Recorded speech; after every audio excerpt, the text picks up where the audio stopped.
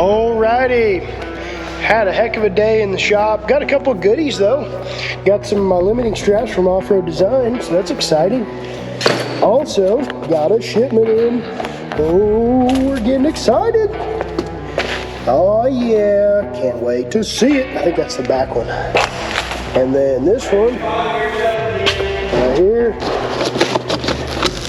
It's already half-ass open for me. Thanks, GPS. So let's put you guys on the tripod and open these babies up. Hey, welcome to the channel. I'm Caleb Morrison. This is Caleb's Diesel and Fabrication. If you like fabricating stuff, if you like working on diesel vehicles, this is a great place to be because we're going to do it all. Anyways, it's pretty cool. Let's see it. The most expensive drive shafts I've ever bought. Where are you going, Rapunzel? Need something to break it open? Well, it's actually in there better than I thought it was going to be. Christmas came early. That's right. I always tell myself that. Oh my gosh, these are huge. Golly. Dang.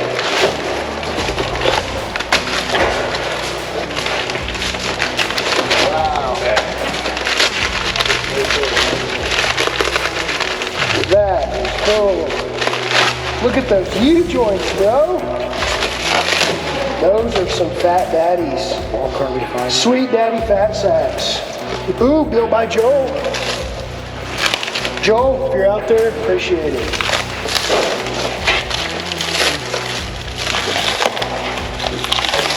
Hopefully they came with some cool stickers. That's what it's really all about. Oh, what about those stickers though? My man, open immediately. Should we wait? Yeah, definitely. Oh, look at this. Chad, my shaft is a Woody. Dang, look at that. You guys, this is bad to the bone. I'm excited about the stickers, to say the least. But, to say that I'm not excited about this is an understatement. These are legit. Look how thick this is. Wow. Now that's some beef, man. Wow. Man, that is awesome. Dude, that's sweet. It was balanced by Ethan. Ethan, thanks a lot. Shout out to Ethan. Shout out to Ethan, you're the man. Appreciate your balancing. All right, let's check this one out. No, I was showing Callie the video where basically you went and looked at Dad's ass and she was laughing. Did she like it? Yeah. Did she like the rule about the sin? Yeah, no, what she really loved was Dad's classic reaction that never changed. When he was like, no. Yeah, he'd be like saying, that'd be in there. That's his MO, man. That's the rule now from now on. If we get another vehicle, every time. Craig can smoke it for me. Oh my gosh. Look at this rig. Looks just like a Ford front drive shaft. It should. It's got a Ford rig in it. Cool thing is, I got all the hardware since this place sent me everything you need. When I called, they were super helpful from measuring all the way customer service wise to shipping it out. Called on a Thursday. They made these on Friday and shipped them on Friday as well. So to be 100% honest with you guys, customer service 100. These guys are great. And I think I'm going to go ahead and just, throw them in there. What's this? Service tools. See maintenance instructions. Can't wait. All about the maintenance. Oh, I wonder who made this one. Tom Wood. Yeah, no shit. Oh, built by Joel, balanced by Ethan. They were working the same shift that day. Cool. Open immediately. More stickers? My man. Attention freight carrier, packing or shipping label missing, please return it. Dude, aren't these legit though? Dude, they are. Definitely 6 out of 10. Hey, what are you gonna eat? Jacob, you're gonna help me put these on. What are you doing? You gotta help me put these on. Where are you going?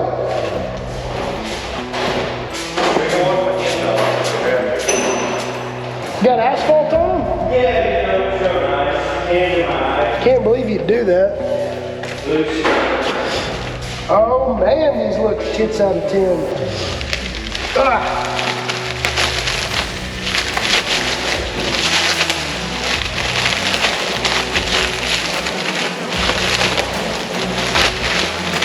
Heavy duty.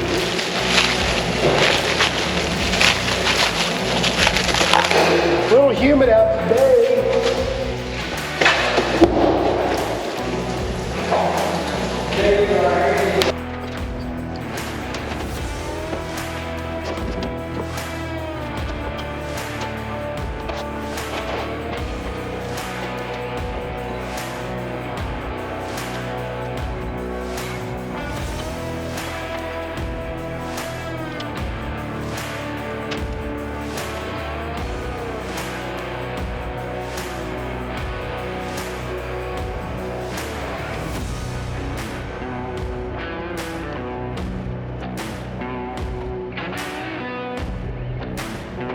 Alright guys, I'm back. Day's pretty much over with. Sun's going down. It's looking great out there.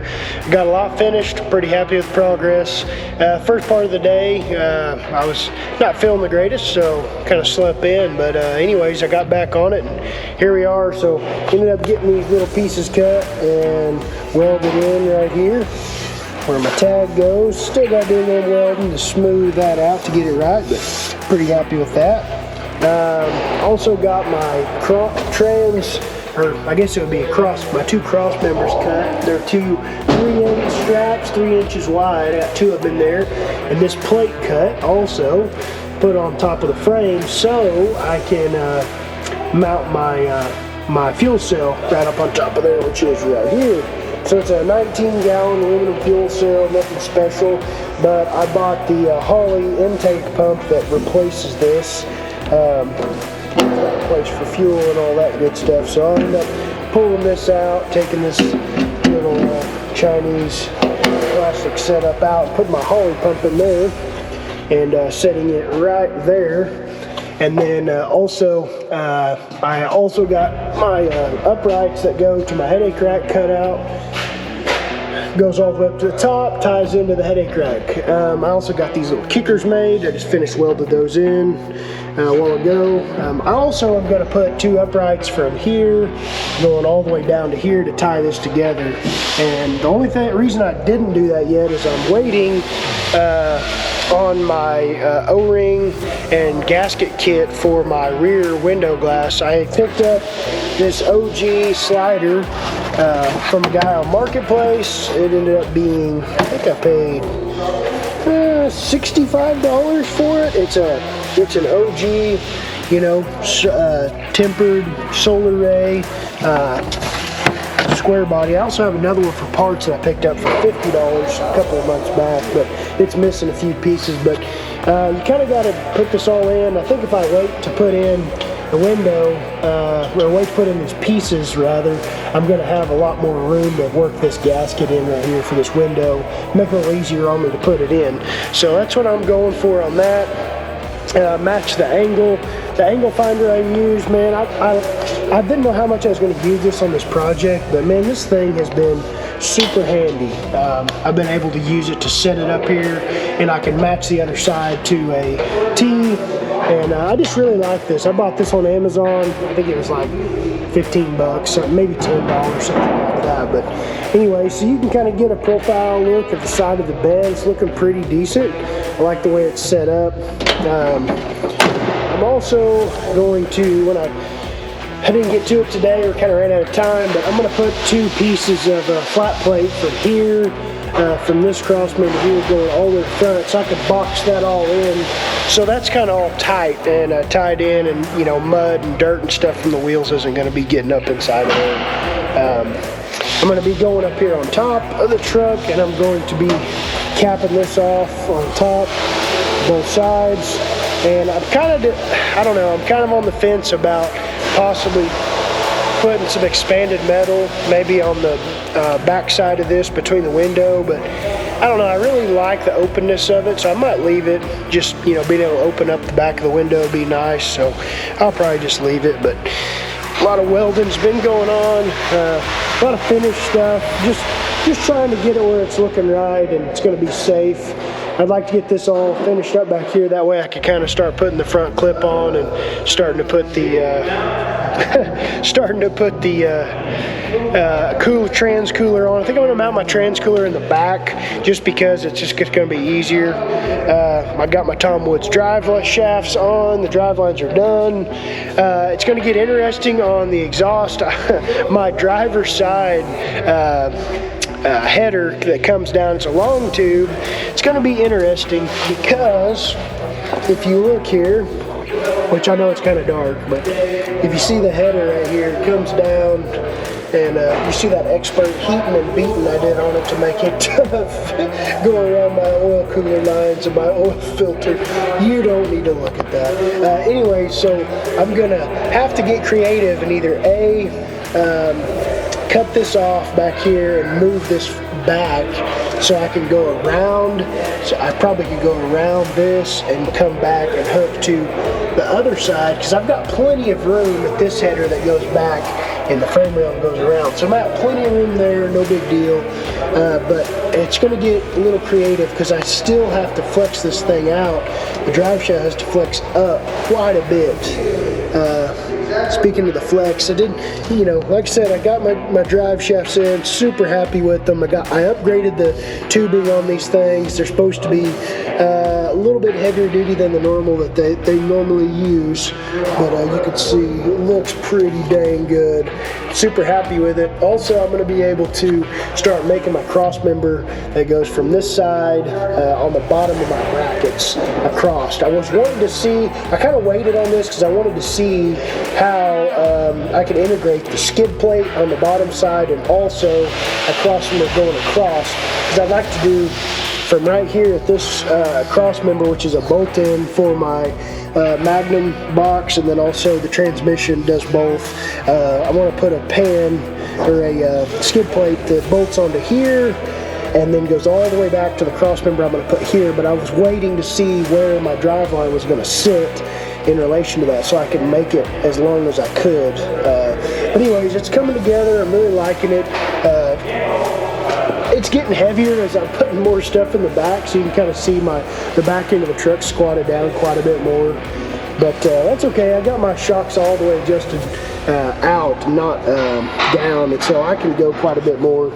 One thing I'm still kind of thinking about doing is the anti-rock bar, the sway bar for the back, because I think it'll be a really good deal. So I'm just going to wait till I can get it over to my lift and do some finish welding on the bottom side and work on the exhaust, things like that.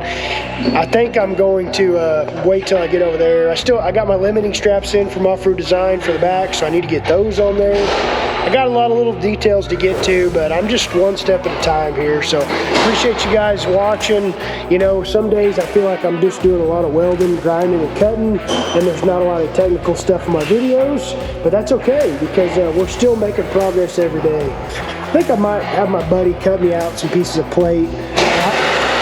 I might cut the pieces of plate out, put them right here, and then get a Dale Earnhardt 3 put in the middle of there, because that's what I'm all about. So I think I might do that, but appreciate you guys watching. We got a lot done today, and hope you guys are enjoying it. I got a lot more things to go, a lot more things to come. So have a good one. Like, subscribe, and comment if you like what I'm doing. See you guys. No one would want to do that. Hell. He said, we don't need to clean it. It's fine. No worries, it's just dirty. It's fine. Yeah, it'll get cleaned here in a bit. Yeah, as soon as we start laying it down on it. Well, the thing is, hey, it don't need to be cleaned, it's gonna be getting hit with grinding and freaking sparks and burnt into it like your old truck.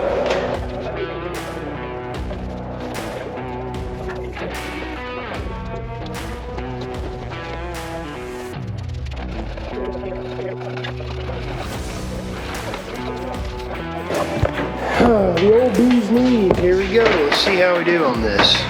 Looks like a great time to me. It don't fit.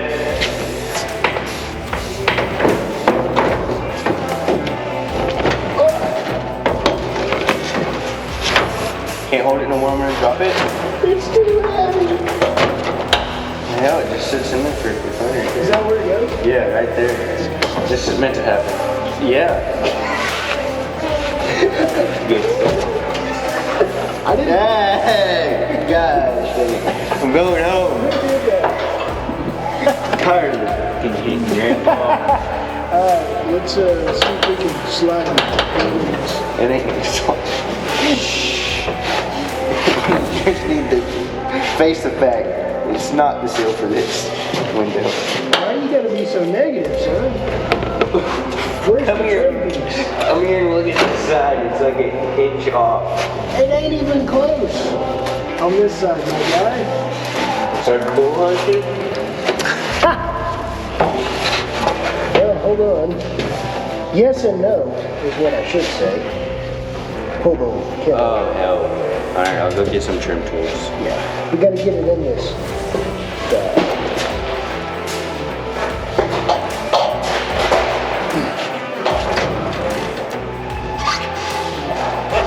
This is try number one. Never done one before, but here we are.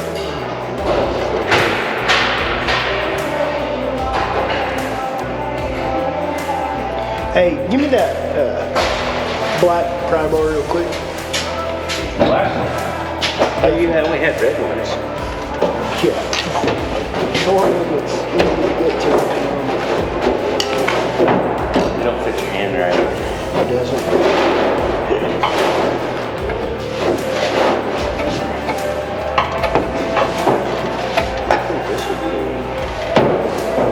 Well, we got a lot of options. Well, variety is the spice of life, bud. Let's see here. See, I think if we can just get the top started.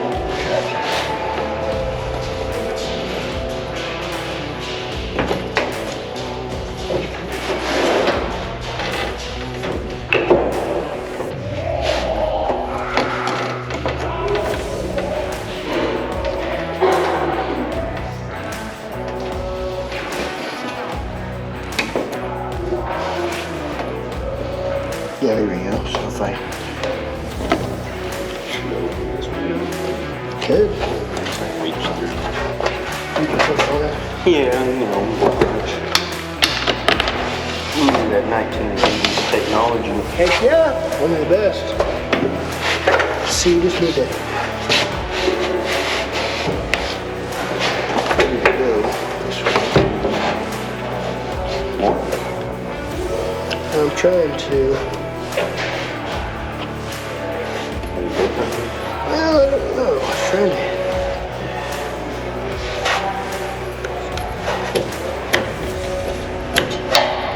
I'm wondering. Hold on, back out a little bit. We need to put this. Needs to go inside of that. Right there.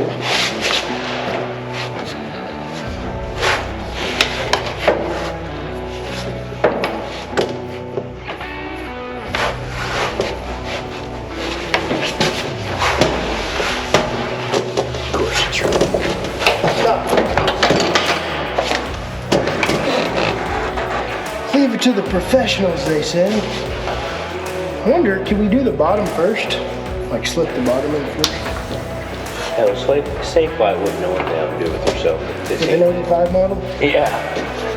They're just laying down drinking 3 in the cock and drinking, slapping it in there. Yeah, you know, those people are like the way they come.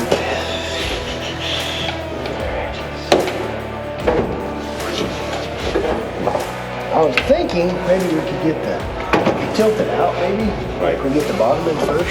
Okay. I don't know. Just spitballing here.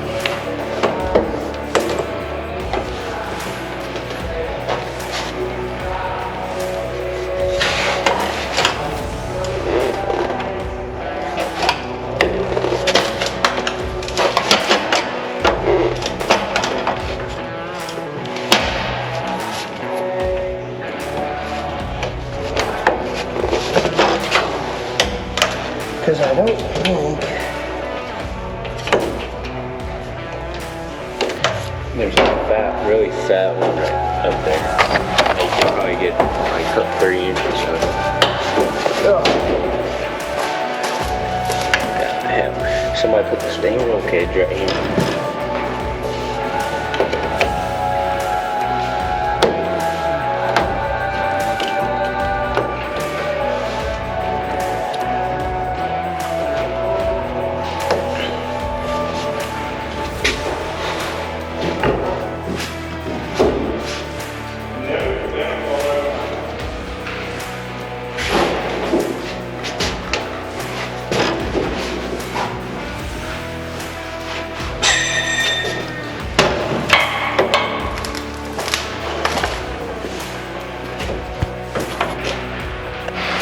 uh-oh, he's here. Run. No, I'm just kidding. Gotta love him. All right, guys, so I didn't have the camera on, but I should have. Yesterday was kind of an epic fail. Using the rope, trying to get this back window glass in. Didn't work that good. Scratched my arm in the process. Gotta love it. Anyways, just part of having a project, right? So, words of the wise. If you're gonna do this, it doesn't matter if it's a regular glass or if it's a splitter glass like this that you can open up. What I would say is definitely get you some quarter inch rope, just some regular, cotton nylon rope, and put it inside of that window seal. And when you put it in there and you have someone help you kind of work it in there, you pull it from the inside and it actually pulls the lip up of the seal and it puts it over the top. So you don't have to worry about using a bunch of picks, screwdrivers, stuff like that like I did yesterday, me and Jacob. It just went super quick. I literally did this, like I should have had a camera rolling, but I literally put this window in with their help in I think it was about 3 minutes. It's in. New seal, looking great. Window closes. I mean, I need to clean it, but it looks awesome. It went in great. And I'm telling you right now, that thing is tight. You are not gonna get that off of there. So it went out and went in there super nice. I'm proud of it. That part's done. It looks really good in the truck, and I actually have a lot of room left between my headache rack and the window glass. So that looks awesome. Hard to beat. I'm pretty happy with it. So there we go. Got it in. One more thing down to being closed in. So we're just at the end of the day working here at the shop. We're gonna do some cleanup. All right, back to you. My battery died. Had to put another one in. Got a couple more things going on in the shop. Got another LLY to do head gaskets on. Jacob got the cab pulled on this truck, and I don't know, basically one day. But found where the head gasket had give out. I'll show you guys. So if you look over here, there's a little bit of, I don't know, it looks like gasket material, but it's actually stop leak, and then you got some rust up here, and it was actually getting out of the back. This is the back of the cylinder on the passenger side. So if you're looking at the engine, it's on this side, on the passenger side, but it was leaking right there, pushing coolant out, and it was also getting into the cylinder as well, but that was the culprit. So we're doing head studs, we're doing LLP head studs, new grade C gaskets on this LLY Duramax, and then we're probably going to do some of the hoses. You know, a lot of people over time don't think about hoses and stuff, but you know, this truck's a 05 model, so you know, it's getting up there in age for rubber parts and stuff. So whenever we put all the head gaskets on, we'll do, since we're here, we're already going to do a water pump as well. It's real easy to get to, everything's out of the way. Duramaxes have especially the, I guess it would be 2001 models all the way up until 2016, which is the LML, is going to be the same water pump style. May not exactly be the same, but the style is. The way it has its bypass tube here, it goes back to the oil cooler, and then it goes up here in the front, and it runs off of a gear inside of the engine. So it's different than the Cummins and the Ford because you have to actually lock out the engine somehow, flywheel. There's a tool Lyle makes to lock that out. So you can grit the water pump out of there, and you can bust the crankshaft pulley off, because you have to pull it off to get to the remaining bolts of the water pump. It's a pretty big job if you don't need to do what we're doing, head gaskets, just to get to that water pump by itself. So if you're going to do head gaskets on one, you might as well just pull a trigger and do a water pump.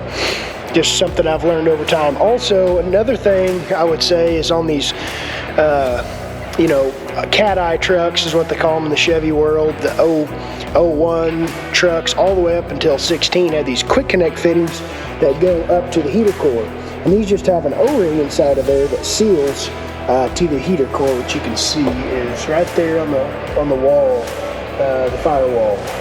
Word to the wise, replace those while you're there. I mean, it's so easy. There's so many things. Oh, you guys will love this.